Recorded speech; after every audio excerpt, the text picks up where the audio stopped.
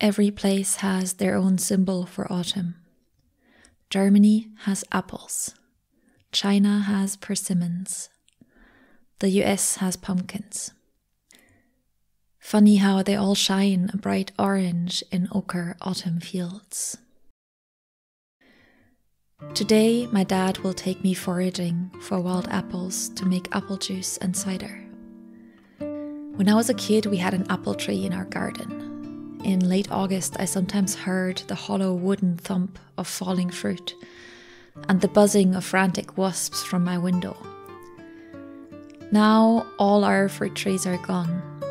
It is mid-September, already late for this year's harvest, but my dad knows a tree whose branches are still heavy with fruit. On the way there, he wonders why he spent his whole life tending to trees and plants, when nature gives so freely, if you know how to ask and where to look. The harvest is not as easy as he made it out to be. The long plucking pole engages muscles I didn't even know I had. My dad crawls deep into the thicket to retrieve every single fallen piece of fruit. When he emerges, his tanned summer skin is covered in scratches.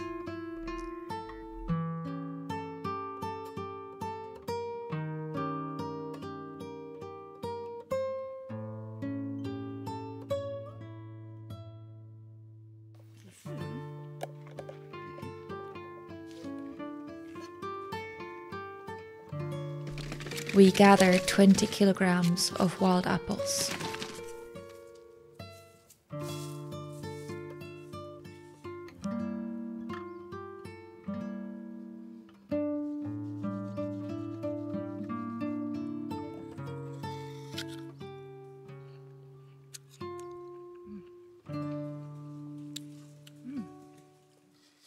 Then comes the juicing. Machines make another strenuous task, somewhat less strenuous, but still, my dad's hands, shoulders, and back are moving incessantly.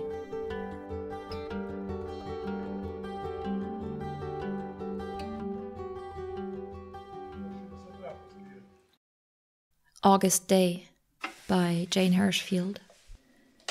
You work with what you're given. Today I am blessed. Today I am given luck.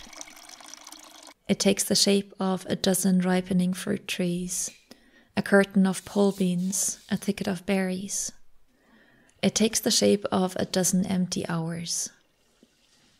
In them is neither love nor love's muster of losses. In them is no chance for harm or for good. Does even my humanness matter? A bear would be equally happy this August day, fat on the simple sweetness plucked between thorns. There are some who may think, how pitiful, how lonely.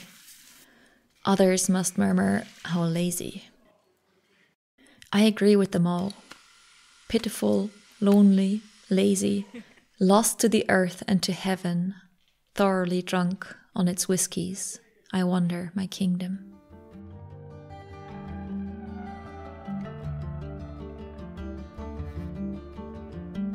In the space of an afternoon, we have made 10 liters of apple juice.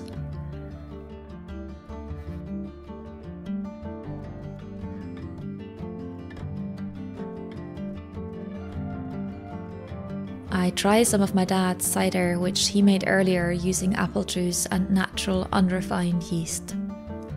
He explains how, if fermented properly, apple juice first turns into most, then cidre, a dry apple wine which under this fierce autumn sun immediately goes to my head and leaves me tired and blurry, swimming in the afternoon heat and longing for the cool evening breeze, knowing full well that soon the nights will grow and the cold will cling to my limbs.